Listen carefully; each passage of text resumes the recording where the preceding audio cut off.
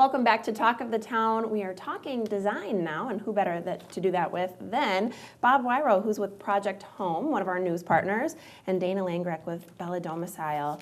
Lots of design knowledge in this room right now. So I want to start talking about universal design. That's kind of our big picture topic, and I've already picked your brains a little because I'm so curious about this. But let's just do the big picture. What is it? What are the benefits? What are the goals of universal design? So universal design is kind of a movement that started in really in the 90s, but it's becoming more and more pronounced or more involved. And it's that homes and environment should be accessible to all. So that includes aging in place, people with disabilities, but also the general population. So if we make a no-step entrance for someone, it makes it a home, for instance. It makes it accessible to someone in a wheelchair, but also a mother with a stroller. You bet. So, there's lots of reasons that somebody might want a home that way, just for your own purposes, and then potentially for resale too.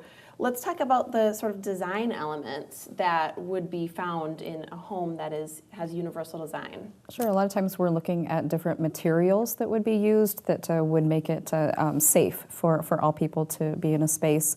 Looking at a lot of lighting aspects, making sure that somebody can see very well in their home and do their daily functions. A lot of times, especially in bathrooms, we're looking at making sure that we're making them especially safe, thinking about bathing and using the toilet and making sure that people can stay in their homes as long as possible and do those daily functions.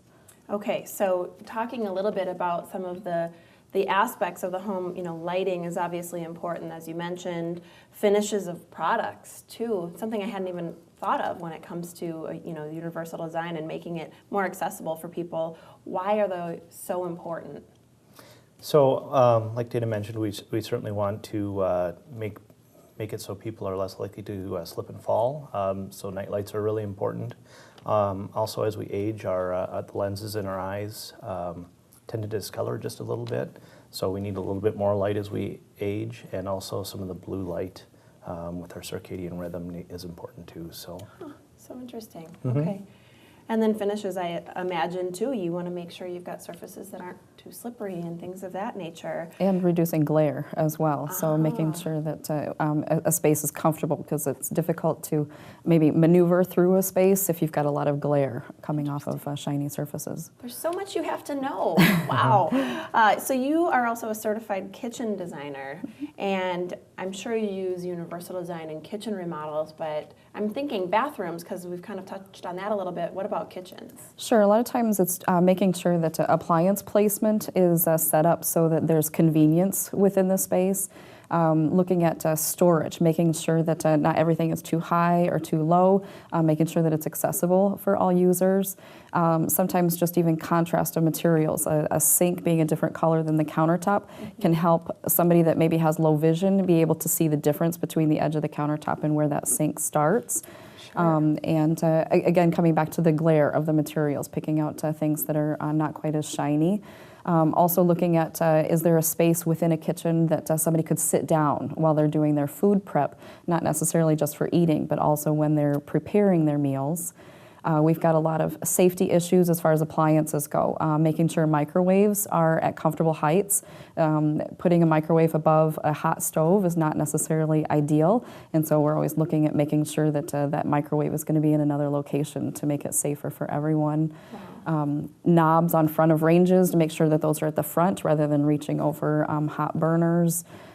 So there are definitely a lot of safety aspects within a kitchen that we take a look at. A lot more than I imagined, really talking about. I'm picturing a microwave being up high and you're trying to pull down hot soup or something. That really could be quite dangerous for somebody. Bob, at Project Home, your kind of experiences in the execution of some of these design elements. So how do you use these to adapt to a given project? Sure. Well, every project's different, and we want to take a good look at what the home environment is, the people who are living there, the people who are visiting there. And since we're working primarily with existing housing stock, it's always, what if we're redoing a bathroom, for instance.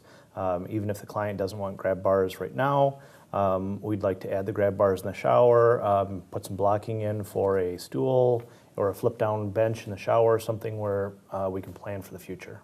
Wow, Really smart. Okay, we got to head to break, but are there a couple trends in technology we can touch on quick before we go? Sure, there's a lot of lighting that can be incorporated inside cabinetry. We've got a lot of low glare countertops available now, a lot of matte finishes, grab bars that don't look institutional that we incorporate, cabinetry hardware that makes it accessing all of the cabinetry very easy for people, even voice activated accessories that can help people that might not have the mobility that other people do.